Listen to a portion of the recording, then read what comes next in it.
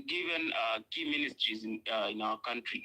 We need people who have a track record, people who are performers, people who have shown us that they can do something for the public. I don't know whether there is anything good that Oparanya did in Kakamega that the people of Kakamega are proud of. Other than being Tuwetu, I don't think there is anything other than the graft cases that he has. Oparanya was a minister way back in even in the Kibaki regime. I think he was a minister. I don't think there's anything substantial that he did that we can bring him back into government. Some of these people also don't have even degrees. I don't know whether Joe has a degree. I don't know. I'm not sure. But he has been appointed, and we have people out here who are very educated, people who have good track record, who have done things that we can see. People who have held public offices and they have done good things for our country. I don't know why the president cannot pick such a people. And he's going for political failures. People like Migosi Ogamba was a deputy governor of, he was a running mate of Machogu. I don't know why he's bringing back political failures into his government. I think going forward, I don't know, I saw Madam President is here. I don't know whether you guys can advise us if we need to do away with this constitution so that going into the future, we cannot allow someone who has served in a given docket, let's say a member of parliament or a governor, should not be allowed into government. I don't know if that would be possible and how we can go about it.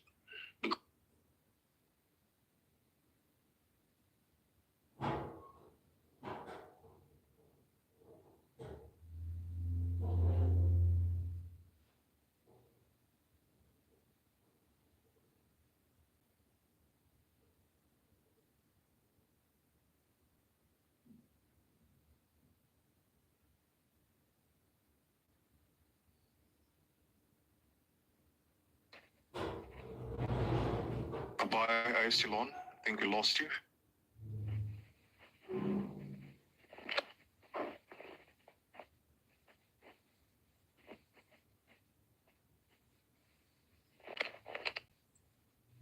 Hello? We lost you, so I think it's connectivity issues, but you can proceed. Can you hear me? Yes, we can. Please proceed.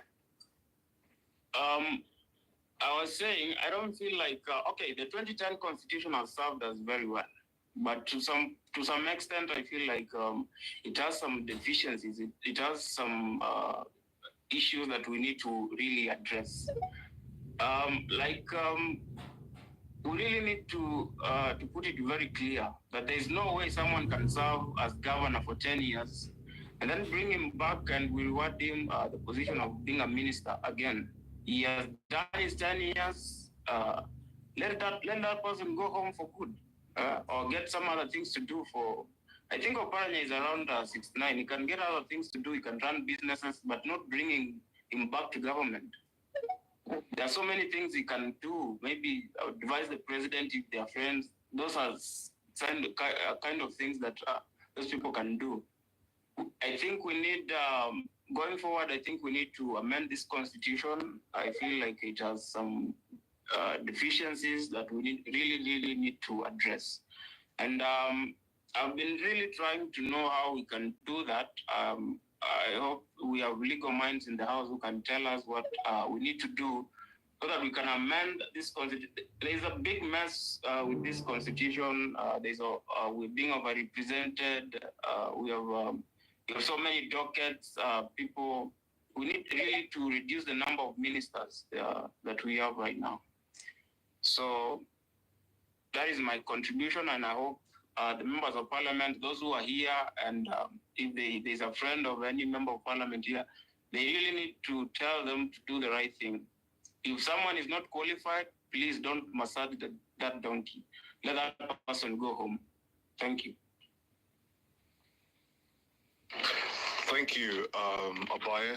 Just to address some of the concerns that you've mentioned, including the amendments to the Constitution. Well, there are two ways that the Constitution can be amended. It can be amended, by parliamentary initiative, or it can be amended by popular initiative. So when you look at Article 255, I presume, the Constitution, which it's under Chapter 16. Chapter 16 basically talks about amendment of the Constitution. So the amendment, of the Constitution of Kenya 2010, shall be enacted again in accordance with Article 256 or Article 257, and again approved in accordance with that provision by a referendum if that particular amendment does relate to a couple of matters. One, that includes the supremacy of this Constitution. Two, the territory of Kenya. Three, you have the issue to do with the sovereignty of the people. Then you have the national values and principles of governance, which is referred to under Article 10, Sub-Article 2, Paragraph A to Paragraph D. You have issues to do with the Bill of Rights, the term of office of the president, the independence of the judiciary and the commissions and independent offices, to which Chapter 15 of the Constitution will apply. You have the functions of Parliament as well. You have the objects, the principles and structure of devolved government, or any other matter incidental, thereto. And I think what you've raised equally meets the criterion on what I've just mentioned. So yeah, so it is possible. I mean, as long as we have to find the right way, either through the parliamentary initiative, but what you have to note, or the popular initiative, but what you have to note is if any amendment to the Constitution touches on the crux of the Constitution. The crux is like the spine or the basic structure of our Constitution is aligned. Then the popular initiative should be the way to go, because when you look at the parliamentary, initiative, what it does address,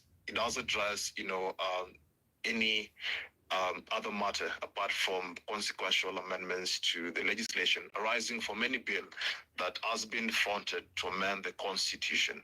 Okay, and it equally has its own procedures.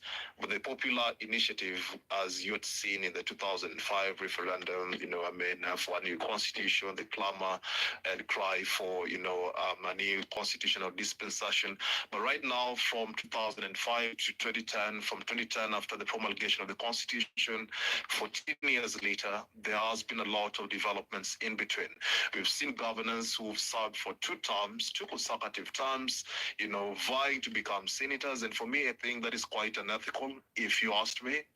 And I don't know, but sometimes one should know when to leave the stage as a dancer, because it does erode the tenets of leadership. The principles of governance, and it is an abuse. It is an abuse of the constitutional process. Yes, legally it could be okay constitutionally, but it is unethical politically, and that will mean that whoever has served as a governor will still vie to be a senator. Nothing is stopping them. So I think it is just a matter to do with ethics, and maybe to protect exactly, either loot for those who have been indicted by the EACC. And what doesn't sit well with me is that a governor was served for 2 terms, or even 1 term, granted, and you're vying to become a senator. And the Senate oversights, county governments. So how then would you sit in a house that oversights a government that you oversaw as a governor? There's quite a couple of conflict of interest matters that does arise. So yeah, it's a conversation that is ongoing, and hopefully shall see the light of the day. So I would like to invite the next speaker. One more question. Yes. Though it's not related to the topic of today, because I'll not get any chance to speak again, let me ask here. Sure, proceed. So yes, I can proceed. There's a case I saw in Ghana where the first lady and the second lady were met to refund all the payments that had been made by the government of Ghana to them after it was realized that the offices that they were occupying were unconstitutional. So my question was, is it possible for us in Kenya, since now the office of the First Lady and the Second Lady are all unconstitutional, is it possible for us to move to court to seek a refund from the First Lady and the Second Lady of this country, because they've been occupying unconstitutional offices, even the Prime Cabinet Secretary? Is it possible? Is it something that is possible? Maybe. Hello? Can you hear me? Let me respond Yes. to you. I'm saying it is anything is possible under the sun, but the Prime Cabinet Secretary's position has been a matter that has been canvassed before, and for the First Lady, while the Constitution in no way, even provides for the First Lady for the 16 plus chapters and the 230 plus articles that I've gone through, while it doesn't provide for the First Lady expressly or even impliedly, but I think it is a matter of tradition, more to do with that, rather than a legal, concept adopted, in our own laws. And the former Attorney General, Professor Githu Muigai, once gave an advisory on both the First Lady, the Second Lady, the Third Ladies, or whoever they are. But, the fact that the other day Parliament, failed, the National Assembly for that matter, failed to side with the executive order by the President, trying to remove the budgetary allocation to the First Lady and the Second Lady, then it speaks more of political inclination, because their argument was, the parliamentarians' argument while they were passing the supplementary budget estimates the other day, is that there will be, legal machinery mounted, in the courtrooms by the staff members, because of breach of contracts and so on and so forth. Well, that doesn't make sense to the maximum, extent it should, because here you are trying to, tell us that that's the only reason for you to not scrap off the budgetary allocation in the supplementary budgetary estimates for both the First Lady and the Second Lady. And yet, the directive that the President gave, that none of those officers should actually have any budgetary allocation. So yeah, I mean, it's something that can still be challenged, because even you're right to go to court and petition the court to have this matter heard on that constitutional basis that you perceive it to come from. But at the end of the day, it all boils down to political goodwill. And sometimes, politics, has its own, murky waters that parliamentarians would rather drown and drown instead of actually doing that which is right. So they will always opt to do that which is easy. And that's why we have the budgetary allocation, not scrapped off for both offices, in as much as both offices are not enshrined in our constitution. So that will be my response to you, Aboya. And if you permit me, I'll last you to allow me to proceed to the next speaker. So we have Tom Boyer. I don't know if you can hear me, and proceed.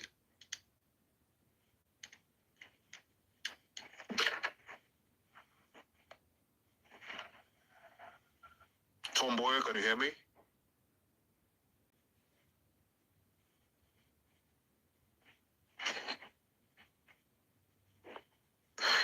Dr. Singo, can you hear me? Yes, I can hear you. Please proceed. Please proceed. Good morning, everyone. I hope you're well wherever you are. Thank you for this host. Thank you, Madam Faith, LSK President, and any other host, together with the listeners. I just want to put across some of the points. I've heard people talking here about this. The topic of today, we have the issue of cabinet secretaries vetting. True, we are wondering, we are surprised, but all in all, these issues, they are issues that this is a country that is governed by the law. And The problem is with us, right from the people, the common and